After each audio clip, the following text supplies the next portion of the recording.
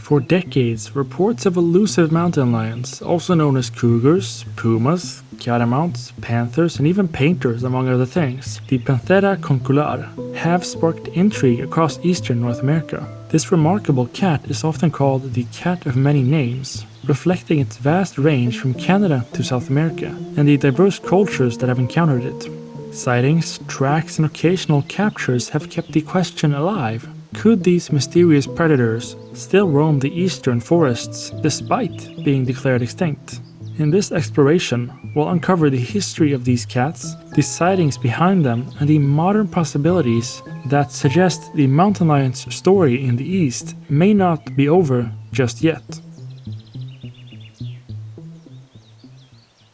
The cougar once thrived throughout Appalachia all the way to the east coast. The species' home range originally stretched from the Yukon Territory in Canada across the width of North America and all the way down to the southern tip of South America. This incredible adaptability is due to the cougar's wide habitat tolerance. It can survive in many different climates and ecosystems, making it one of the most versatile large mammals on the planet. However, the cougar's range in eastern North America has been severely threatened in the recent history. As European settlers moved into the vast wilderness east of the Mississippi, they cleared large areas of forest and land, drastically altering cougar habitat. And viewed as a direct threat to livestock and human safety, cougars faced relentless persecution. Widespread bounty hunting, a sharp decline in deer populations, their primary prey, and a loss of forested habitat throughout the 19th and the early 20th century led to the virtual extinction of the eastern cougar by the turn of the century. In 1938, the last confirmed wild eastern cougar was shot by a hunter in Maine. This is officially recorded as the last proven presence of a wild individual from the eastern population. But many abandoned farmlands and cleared areas have slowly reverted back to forest. Many people believe the mountains and forests of regions like the Appalachia still provide perfect habitat for small, isolated populations of cougars. But it wasn't until after the white-tailed deer population was restocked and protected in the 1930s that cougar sightings began to increase. And by the 1950s and 60s, reports became far more common, and this led to the eastern cougar subspecies, Puma concolor cougar, being listed as a protected animal under the 1973 Endangered Species Act. The Florida panther is the only confirmed breeding population of cougars remaining in the eastern United States. Once ranging across the entire southeast, this critically endangered cat now survives in fragmented habitats in southern Florida, primarily within the Big Cypress National Preserve, Everglades National Park, and adjacent forests and swamps. The population was reduced to near extinction by the 1970s, with as few as 10 cats surviving. But thanks to aggressive recovery efforts, including genetic rescue by introducing Texas cougars to reduce inbreeding, the population has rebounded to around 120 to 230 individuals. In 2018, after decades of speculation and unverified reports, the US Fish and Wildlife Service made an official ruling. The eastern cougar was declared extinct. The decision came at the end of a long review process. Wildlife biologists, researchers, and officials sifted through over 100 years of alleged evidence. Reported sightings, photographs, footprints, and stories passed down in rural communities. But despite the folklore, hard proof never materialized. There were no verifiable DNA samples, no confirmed roadkill incidents, no trail camera images capturing a breeding population. Compared to the West, where cougars are regularly tracked and photographed, eastern forests showed nothing. And because of this, experts concluded that the eastern cougar no longer survived as a distinct population. The extinction ruling acknowledged that while individual cougars do occasionally appear in the east, usually young males dispersing from established western populations, these are isolated wanderers, not evidence of a stable breeding community. And perhaps most importantly, the declaration did not mean the entire species itself was gone. Mountain lions as a whole are thriving in parts of the West, and in Latin America. Their range there remains very strong. The extinction ruling applied only to the historic eastern population, a recognition that the once native lineages of cougars in the northeast, Appalachians, and beyond have disappeared. And when it comes to Canada's perspective, it remains uncertain and cautious. A 1998 study by Canada's Committee on the Status of Endangered Wildlife concluded that there is no objective evidence, such as physical specimens or unequivocal proof, of a continuous cougar presence in eastern Canada since at least the last century. Yet, as of 2011, the same Canadian committee described available data as insufficient to definitively conclude whether the eastern cougar subspecies still persists or ever even existed. Cougar sightings, though, continue to be reported across Ontario, Quebec, New Brunswick, Nova Scotia, and Newfoundland. No conclusive evidence of breeding populations has been documented east of Saskatchewan.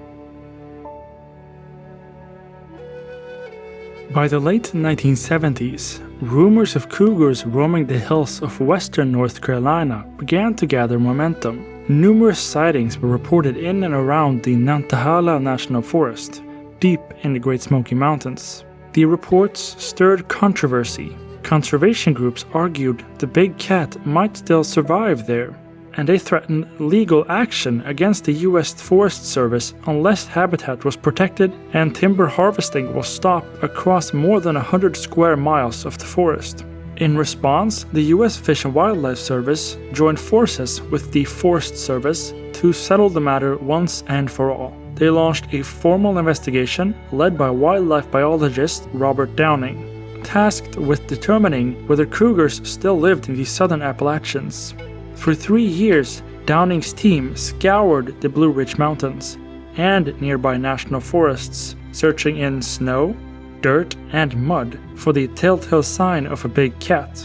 The results, however, were thin. Only very few suspected tracks and scat samples were found in the entire study.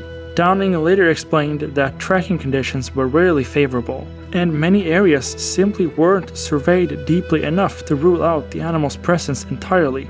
Still, the evidence was nowhere near strong enough to confirm a surviving population. In his official 1981 report, Downing concluded he could not verify the existence of a self-sustaining cougar population in the region. For both state and federal agencies, this verdict put an end to the debate at the time, and without hard evidence, the cougar could no longer be considered when setting forest or wildlife management policy in the East. And this is just one of the cases that speaks against the existence of the eastern mountain lion subspecies still being alive. But that hasn't stopped tens of thousands of sightings since the 1960s throughout the eastern US, especially Pennsylvania, Maryland, West Virginia, New York, North Carolina, and even New England. Many people have reported sightings, although most appear to be misidentifications of bobcats, large dogs, or maybe even deer. But in 2011, Milford, Connecticut, a mountain lion was struck and killed by a car, and DNA testing proved this cat originated from the Black Hills of South Dakota, traveling over 1,500 miles across the country alone. This confirmed the ability of western cougars to disperse into the east, but was not an evidence of an established eastern population. Of course, the most compelling evidence for the presence of cougars comes when a live animal is captured or killed, as with the previous example. More such cases occurred, for example in 1967, when an immature female cougar was killed in northwestern Pennsylvania. Nearly a decade later, in April of 1976, a young male cougar met a similar fate after being killed by a farmer in Pocahontas County, West Virginia. Remarkably, just 2 days later, and in the same general area, the West Virginia Department of Natural Resources captured a female cougar. For those two 1976 West Virginia cougars, the male killed and the female captured, it was widely assumed they had been released from captivity due to their unusually tame behaviors and general lack of fear towards humans. Although there was no evidence that the 1967 Pennsylvania cougar had ever been in captivity, suggesting it might have been a wild individual who maybe traveled over from the west, or did the eastern mountain lions survive longer than we thought? There are many more cases of mountain lions being found in the eastern United States and Canada, but none so far have been proven to be of the eastern subspecies. All have either been misidentifications, captive individuals let free, or possibly western individuals who traveled large distances over the eastern parts of North America. There has never been any proof of a breeding population anywhere east of the Mississippi. All of this points to the conclusion that the original eastern subspecies is totally extinct. But it might not be that simple. There are some extenuating circumstances regarding this conclusion. The eastern cougar subspecies, Puma concolor, cougar, was first formally described in 1946 by zoologists Stanley Paul Young and Edward Alfonso Goldman. Their classification was based on an examination of a small number of historic specimens, primarily skulls and skins, collected from New York, Pennsylvania, and West Virginia. This taxonomy distinguished the eastern populations from other North American cougars based on the physical characteristics such as skull shape and size. However, modern genetic research has challenged this traditional classification. Studies have found little support for multiple scientifically valid subspecies within North America. One study from the University of Pennsylvania sequenced the genomes of 5 eastern cougar individuals and compared them to previously published cougar genomes, and came to the conclusion that the eastern cougar individuals were not more similar to each other than they were to their western and Floridian counterparts, which points to them all being of the same subspecies. And now a lot of scientists recognize just one cougar subspecies across the continent. This single subspecies includes the populations historically found in the east, west, and even Florida's isolated panther population.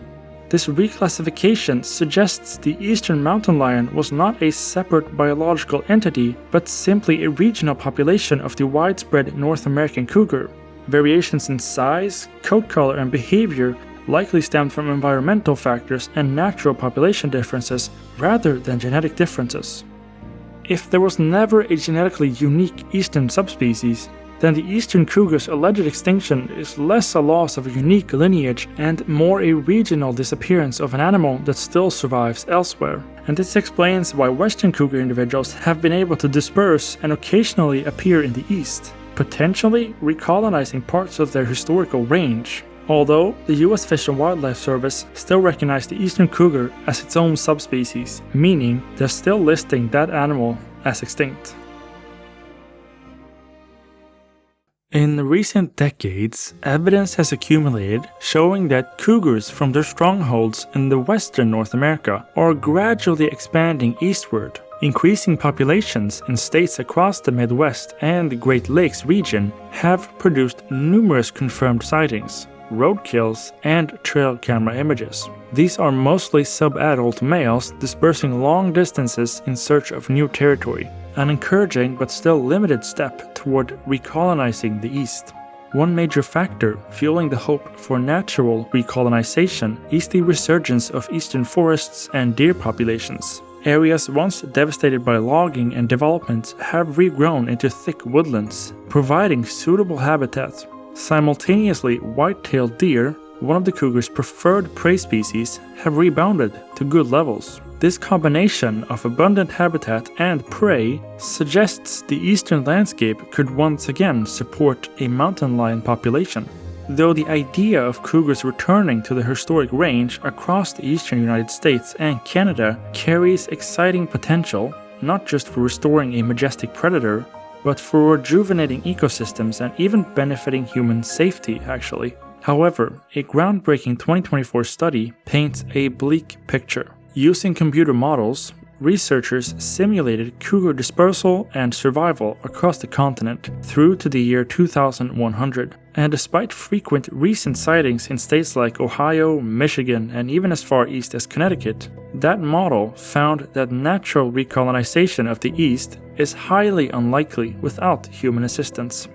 This study predicts that cougars will reclaim only about 2% of their unoccupied range by 2100, largely in boreal Canada, with Manitoba being the only area certain to host new breeding populations. Other Midwestern states faced drastically lower chances of seeing stable populations, and no eastern states east of the Mississippi River were projected to establish breeding cougars within this timeframe.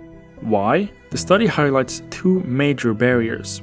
highways and hunting mortality during the dispersal process. Specifically females, the key to establishing new populations, face high death rates crossing roads in the Midwest or being hunted before dispersing. Even modeling scenarios that eliminated hunting showed little improvement due to the sheer number of roads cougars must cross to reach potential habitat in the east. A potential solution to the mortality rate of road crossings is wildlife corridors.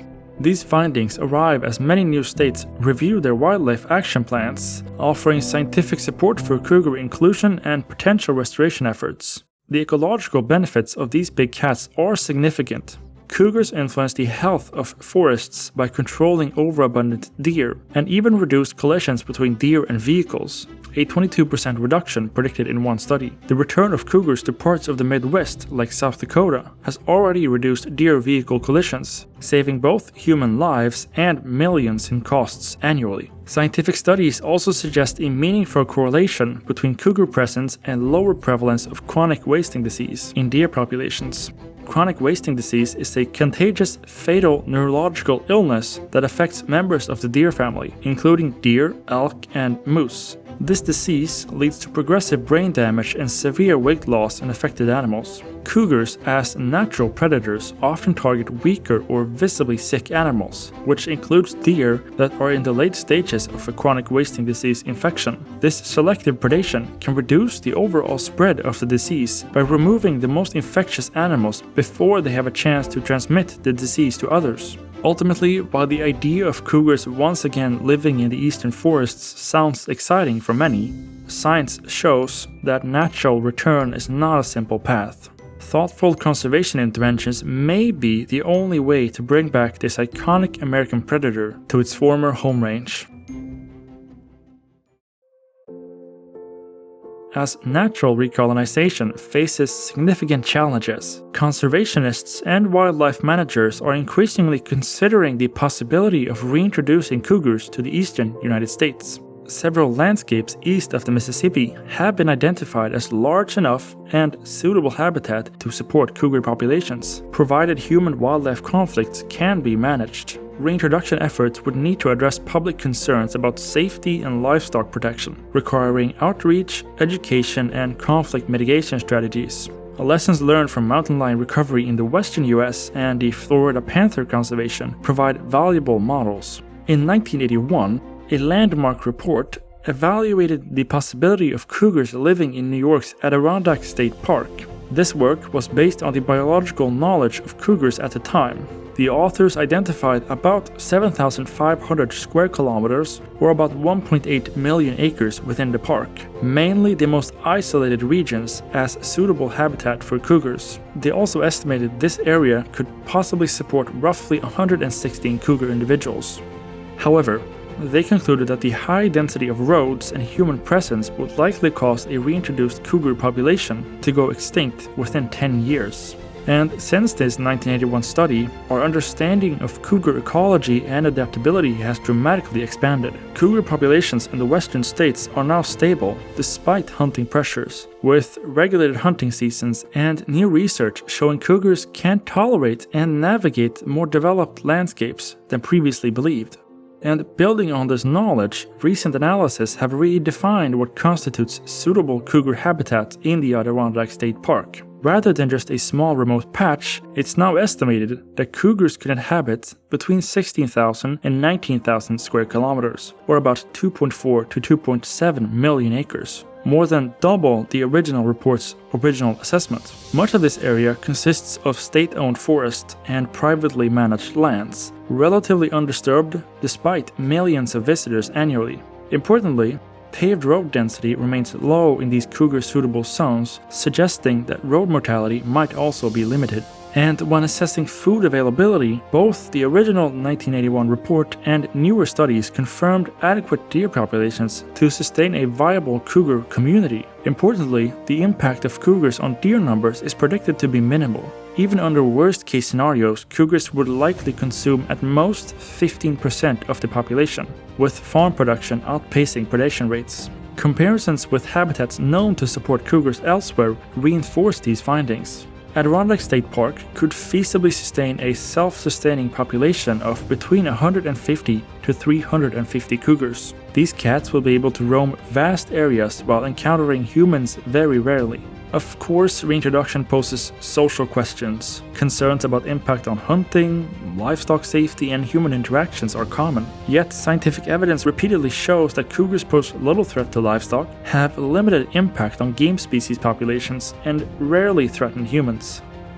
And similar possibilities for cougar reintroduction exist beyond just the Adirondack State Park. Many more areas exist that are large enough and ecologically suitable to support healthy cougar populations.